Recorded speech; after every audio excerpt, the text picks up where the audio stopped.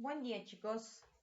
El día de hoy en el curso de geografía veremos el tema de geografía social parte 2. Empezaremos hablando de los indicadores demográficos. Bien, primero, la evolución de la población.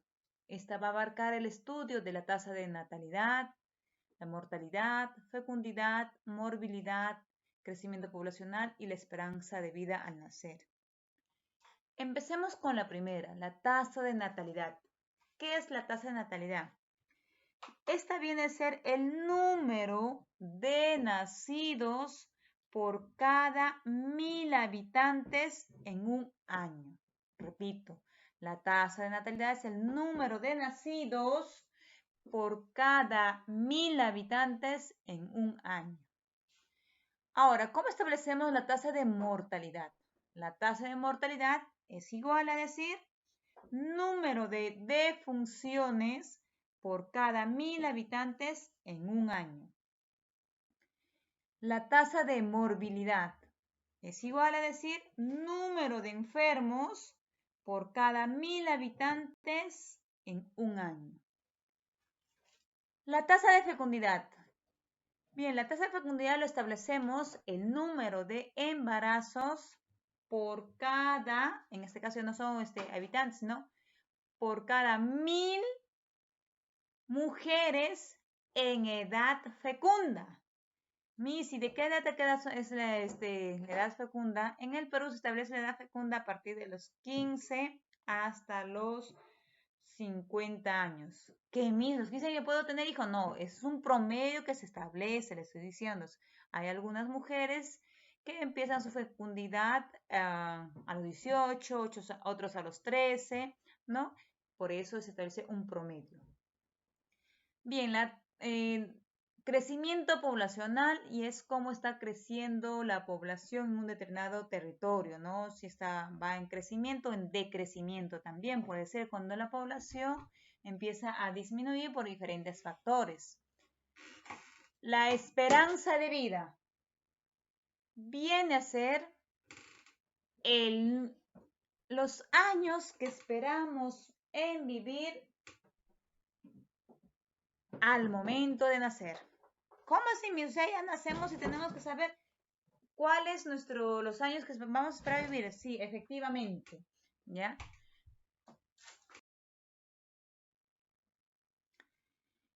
Distribución poblacional, ¿no?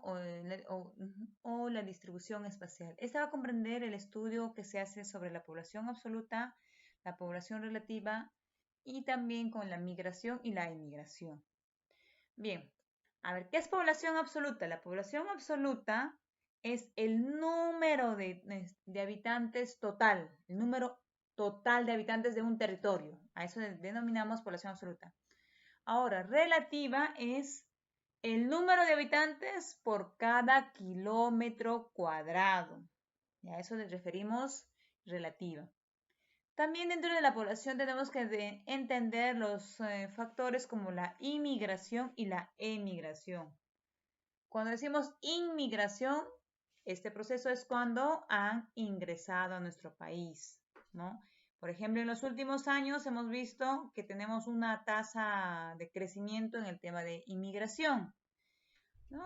Ustedes conocen que los que han inmigrado a nuestro país ha sido mayoritariamente en los últimos años, 5 últimos años podemos decir, que han sido los vecinos de Venezuela, mientras que en emigración señalamos al número de habitantes peruanos que se van a otro país, a otro territorio, no se desplaza. En la estructura poblacional, esta va a estudiar lo concerniente a la edad, sexo y PEA, que es la población económicamente activa. Por ejemplo, en la estructura poblacional utilizaremos el método de la pirámide poblacional. Aquí, como observamos, esta es la pirámide poblacional del Perú hasta el 2019. No estamos hablando de este año todavía, chicos, del 2019. ¿No? Y podemos observar que lo que está con color rosado nos está señalando a la población femenina y lo que está con color celeste azul es a la población masculina. Bien, aquí nos explica el porcentaje, los estándares de porcentaje y las edades.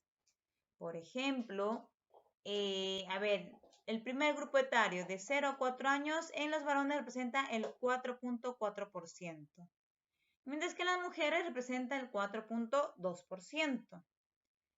El segundo grupo etario de 5 a 9 años en los varones representa el 4.1% y en las mujeres la misma cantidad, ¿no? Y así podemos ir analizando cada grupo etario.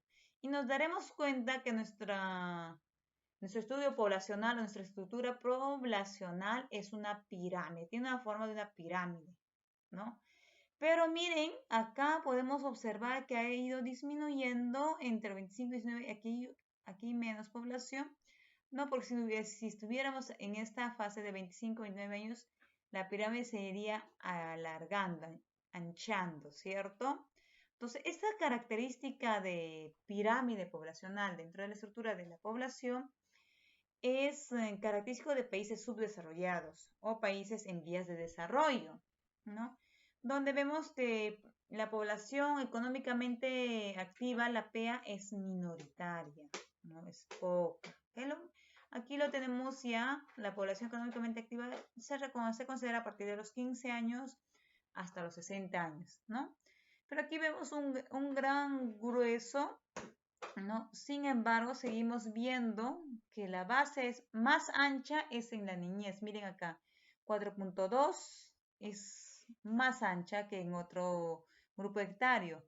De igual manera aquí, en las mujeres está en segundo lugar el 4.2, porque aquí tenemos el 4.3 que está de 20 a 24 años, ¿no? Sigue siendo amplia la base infantil. Mientras que, por ejemplo, vamos a buscar la población de la tercera edad y nos vamos acá a 70 años, tenemos solamente el 1% en los varones, en las mujeres el 1.1%. Y así podemos ir entendiendo nuestra pirámide poblacional. Bien, estamos hablando de población, entonces vamos a hacer el estudio demográfico. Recordemos que la demografía estudia la población de manera cuantitativa, mientras que la geografía social estudia de manera cualitativa. Entonces, vamos a ver aquí la explosión demográfica. Se quiere decir cómo está distribuida la población, cómo es que este crecimiento se ha dado a esta población. Entonces, en la explosión demográfica, como podemos ver en la imagen, dice en las ciudades se producen diversos problemas, ¿no? Como por ejemplo, la contaminación, hemos visto, ¿no? Las grandes contaminaciones. Puede ser que ahora que estamos en pandemia y se haya reducido. Sin embargo, estamos escuchando en las noticias que ahora la contaminación masiva es por el uso de mascarillas, ¿no? Porque van desechándolas y las van tirando en todas partes. Otro de los problemas que se produce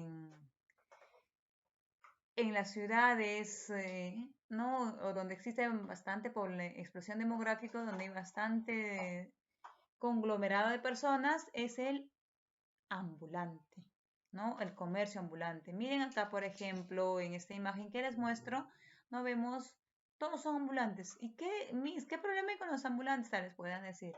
El detalle está que ellos no ayudan a que las ciudades se ordenen. A eso hay que sumarle que tampoco facturan, ¿no? Están dentro de la informalidad, no facturan.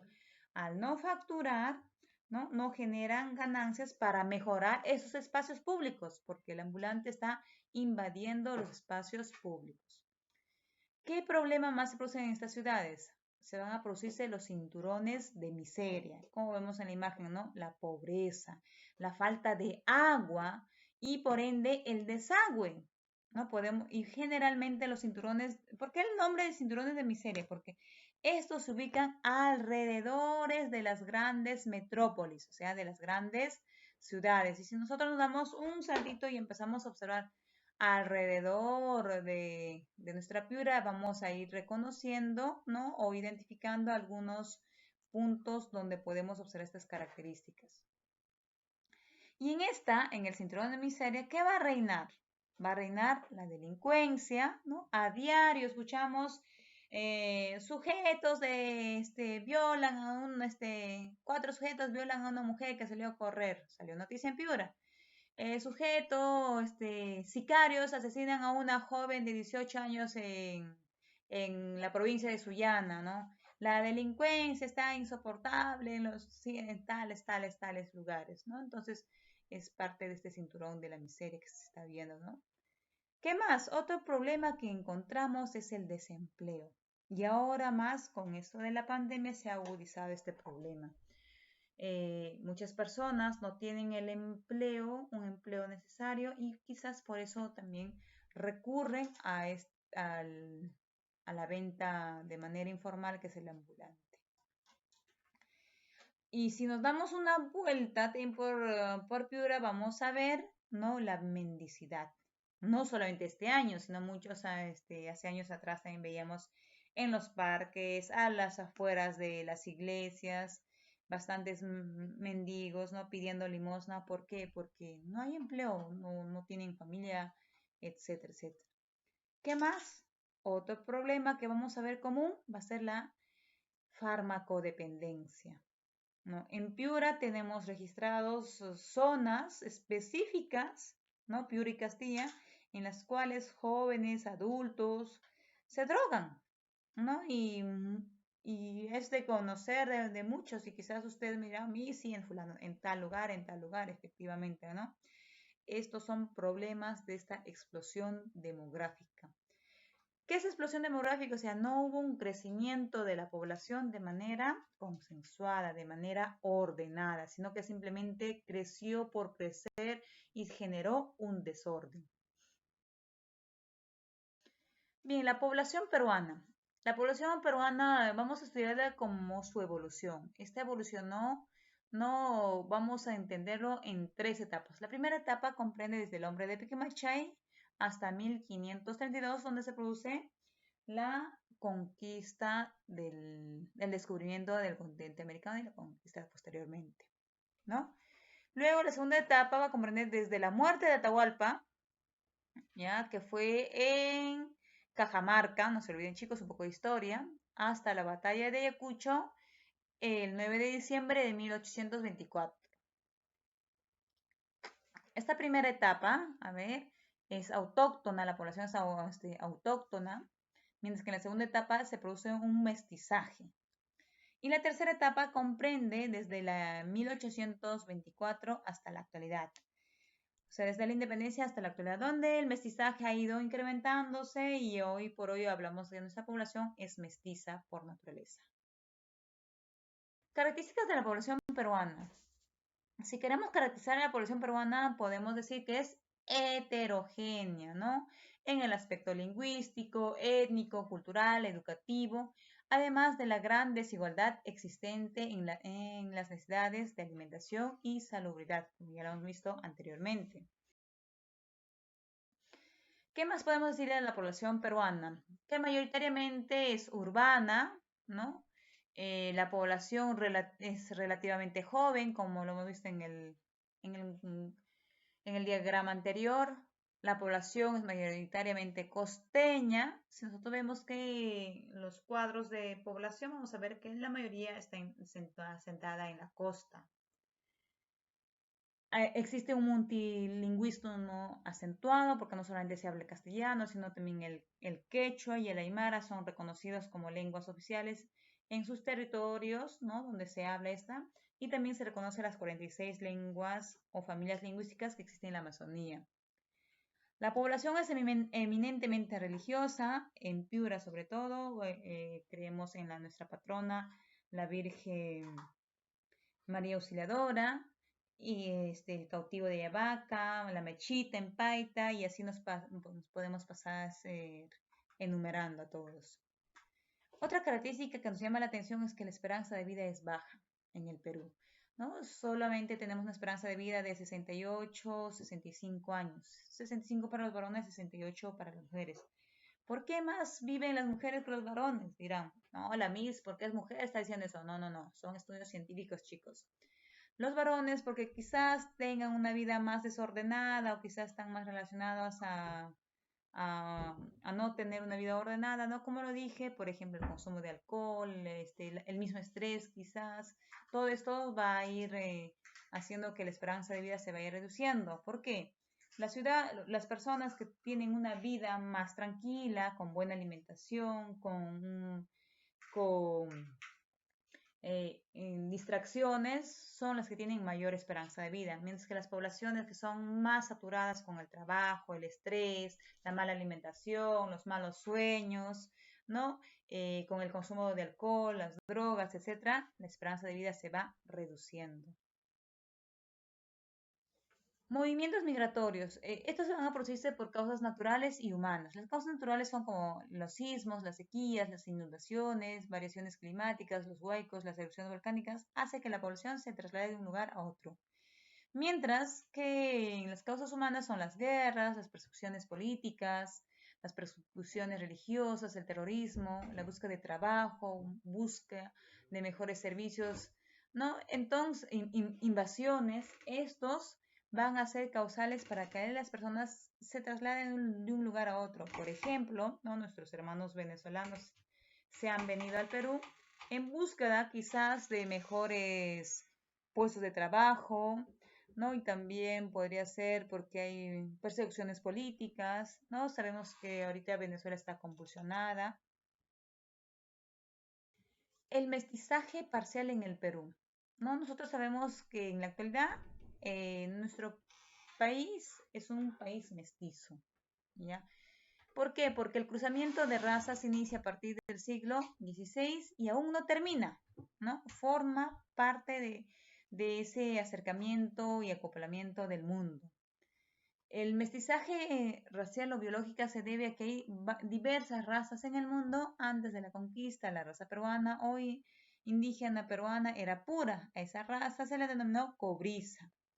Uno de los primeros aportes del hombre blanco a la vida del Perú fue su sangre, resultando de esta mezcla el blanco indio, una síntesis, que es una síntesis biológica llamada mestizo. Durante la colonia y la república, individuos de razas negras, amarillas, se van a integrarse a este proceso, dando origen al mulato, ¿no? que es el resultado entre el blanco y el negro. Luego el sambo, que es el resultado entre el indio y el negro, y otros tipos de mestizajes secundarios, ¿no? Y por ello el mestizaje racial es indetenible, ¿no? Esta va a seguir. La realidad racial en el Perú actual es una nueva raza y que esta es la mestiza, también llamada chola, mejor aún, peruana, ¿no? Entonces nosotros somos en la actualidad mestizos. El mestizaje cultural o mental, ¿cómo se da esto? Con la conquista nos llegaron al Perú, por ejemplo, un nuevo idioma, que es el castellano, una nueva religión, que es el catolicismo, ¿no? Una nueva cultura, que es la occidental, que al fusionarse con la indígena produjo la aculturación, lo que sin el ánimo de ser mezquino, ¿no? Se ha ido diluyendo los valores y principios, costumbres morales y folclóricas de esta, convirtiéndose un reto para ustedes jóvenes de ir recuperando nuestra identidad antigua, ¿no? Nuestra identidad que nos dejaron, o nuestra herencia cultural que nos dejaron los incas, en el caso piurano, los tallanes, ¿no? Culturas ancestras, y por eso es un reto de recuperar estas herencias culturales. Las lenguas en el Perú. En el Perú no podemos hablar de una sola lengua, ¿no? Sino que tenemos varias lenguas. Si bien es cierto, el castellano se ha convertido en nuestra lengua oficial, sin embargo, el quechua y el aymara se consideran lenguas oficiales en los departamentos donde se habla, donde está aquí de Marrón, por ejemplo, ¿no? Y este moradito es el aymara, ¿ya? Pero en el Perú tenemos más de 46 familias lingüísticas, por eso nuestro país es un país plurilingüe, ¿no? Y multicultural. Han reconocido en el Perú, por ejemplo, según la RENIEC, ¿no? El Aguayín, Aymar, el Guampis, el Shipibo Conibo, el Quechua Cajamarca, el Quechua Incahuasi, el Quechua Ayacuchano, el Quechua Cusqueño, el Cañaris, el Jajaru, el Matiz, entre otros lenguas originarias. Entonces, la clasificación de las lenguas podemos hacerla que es de la siguiente manera, ¿no? Es un área geográfica en las cuales se hablan distintas regiones de la Tierra, como el inglés, el francés, el castellano, el árabe. Luego tenemos las lenguas de gran volumen habladas por un gran número de personas, sin importar el territorio, como es el chino, el japonés y el malayo. Luego tenemos las lenguas secundarias habladas por diversos grupos humanos en todo el mundo. Por ejemplo, tenemos aquí en Europa el alemán, el holandés, el sueco, el búlgaro, entre otros. En América tenemos el esquimal, el mixteco, el quechua, entre otros. En Asia tenemos el persa, el kurdo, el mongol, el turco, entre otros. Y en África tenemos etiópico, Taureg, somalí, gala, ¿no? Estas son la clasificación de las lenguas a nivel mundial. Recordemos, tenemos tres tipos. Lenguas de gran área, o sea, que quiere decir que ocupan grandes áreas. Lenguas de gran volumen, que son hablados por muchas personas, ¿no? Y las lenguas secundarias. Tipos de población. Tenemos población urbana, población rural, población económicamente activa, que ya lo hablamos, la población de la tercera edad y población relativa, ¿no? La población urbana son las personas que viven en el casco urbano de una ciudad, la población rural que básicamente se ubican en los linderos de las zonas urbanas o en los campos, ¿no? Y que estas poblaciones son dispersas. La población económicamente activa es la que está apta para trabajar y ocupada o desocupada. Esta va a comprender desde los 15 hasta los 64 años de edad. Según el censo del 93, esta población representaba el 51.2%. La tercera edad, la porción de tercera edad en el Perú es minoritaria, representa entre el 7%. La población relativa en el Perú resulta dividir la población absoluta, ¿no? Entre la extensión del territorio peruano, ¿no? En kilómetros cuadrados, y de esa manera sacamos la población relativa, también conocida como densidad poblacional. Estamos hablando más o menos para este año, estamos hablando de 17.6 habitantes por kilómetros cuadrados. Los censos en el Perú, el primer censo se hizo, por ejemplo, en la época preinca por los curacas para determinar básicamente las necesidades y mejorar la organización que se tenía, ¿no? Luego se hizo en la época incaica para determinar el potencial humano, económico y necesidades. Y en la época colonial, el primer censo lo hizo el licenciado Pedro de la Gasca, ¿no? Con la finalidad de determinar la población con fines tributarios. Y así luego se da el censo en el 1556, en 1570, el 75, el 1745, 1761, en 1790, 1796, en la de 1836 y así va continuando. El último censo, ¿no?, que hemos visto es la del 2017. Ese es el último censo que se ha registrado. La población mundial, ¿no? Sabemos que el país más poblado, chicos, recuerden, es China, seguido por India y seguido por Estados Unidos. Los países menos poblados es la Santa Sede, es primer lugar, en segundo lugar Nauru, en tercer lugar Tuvalu. ¿No? En América el Perú, a ver en qué está ubicado, ¿de acuerdo? En América el Perú está ubicado en el continente americano en el séptimo lugar. En América Latina, Perú se encuentra en el quinto lugar de acuerdo a su número de habitantes, de acuerdo a su población. Y en América del Sur se ubica en el cuarto lugar. Eso tienen que saberlo, chicos. La población peruana. Ya hemos dicho que la población peruana mayoritariamente es urbana, ¿no? Y podemos ver acá, incluso acá tenemos la clasificación de cuántos habitantes tenemos. A ver, vamos a buscar Piura. Este es el último censo, es el censo del 2017. ¿Ya? Entonces, Piura, por ejemplo, tenemos cantidad, a ver, acá tenemos, representa a nivel de todo el Perú, representa el 6.1% de habitantes. ¿Quién es el mayor? El mayor es Lima, luego de Lima está Lima está como Lima provincia, pero después de Lima, miren, Lima, 29%, 29,25%, luego sigue Piura, ¿no? Es Piura el que sigue. Por eso decimos que Piura es uno de los departamentos con más poblados. Aquí tenemos la densidad poblacional, ya sacamos, ¿no? La densidad poblacional, que es el número de habitantes por kilómetros cuadrados. Bien, vemos aquí, por ejemplo, tenemos a Madre de Dios con 66,9%, ¿no? Hombres, hay mayor hombres, menor mujeres. Tenemos San Martín también, ¿no? Igual vamos viendo que hay mayor varones, menor mujeres, ¿ya? Respecto a la densidad poblacional.